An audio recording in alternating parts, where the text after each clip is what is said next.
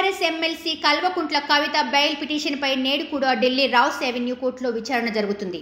Enforcement directorate అధికారులు arrest చేసిన కేసులో కవిత తరపున న్యాయవాదులు బెయిల్ పిటిషన్ వేశారు.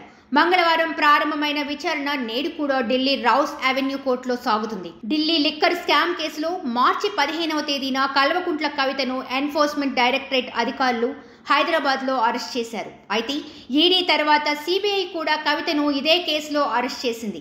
సిబిఐ కేసులో కవిత బెయిల్ పిటిషన్పై విచారించిన న్యాయస్థానం తీర్పును రిజర్వ్ చేసింది. మే 2వ తేదీన తీర్పు వెలువడనుంది. జ్యుడిషియల్ కస్టడీలో ఉన్న కవిత తనకు బెయిల్ ఇవ్వాలంటూ సిబిఐ ప్రత్యేక కోర్టును కోరారు. కవిత పిటిషన్పై విచారణ మంగళవారం కొనసాగుతుంది. కవిత తరపు న్యాయవాది రాణా వాదనలు వినిపించారు. కస్టడీని పొడిగించాలని ఈడీ తరపు న్యాయవాది కోరారు. ఈడీ అభ్యర్థన మేరకు మే 7వ తేదీ వరకు కవిత కస్టడీని పొడిగించారు. కవిత కస్టడీ పొడిగింపుపై సిబిఐ, ఈడీలు న్యాయస్థానంలో అప్లికేషన్ దాఖలు చేశాయి. కేసు దర్యాప్తు పురోగతి వివరాలను కోర్టుకు అందజేశారు. 60 రోజుల్లో కవిత అరెస్టుపై ఛార్జిషీటు సమర్పిస్తామని ఈడీ తెలిపింది. విచారణ నేడు కూడా సాగుతుంది.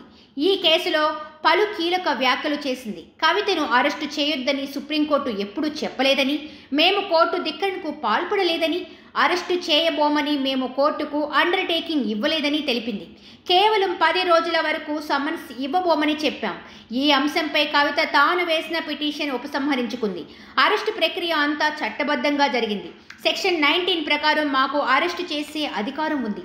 ఈ స్కామ్లో సౌత్ గ్రూప్ 100 కోట్ల రూపాయల లంచం ఇచ్చింది కవిత ఆదేశాల మేరకు.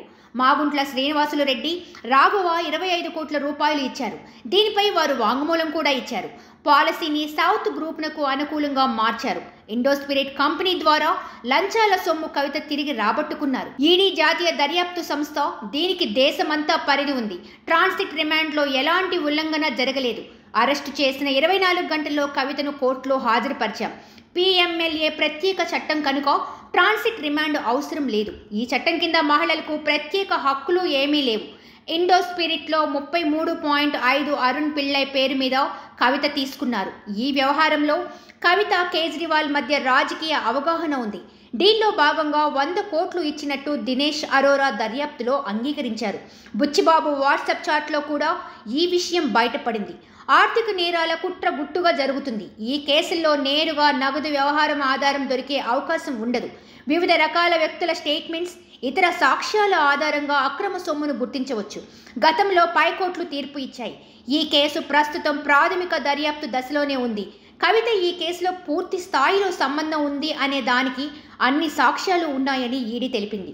ఈ క్రమంలో కవిత వ్యవహారంలో కోర్టు ఏ తీర్పు ఇవ్వబోతుంది అనేది ఉత్కంఠత రేపుతుంది.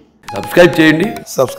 Please do subscribe to. Please like, share and subscribe to top Telugu TV. Top Telugu TV.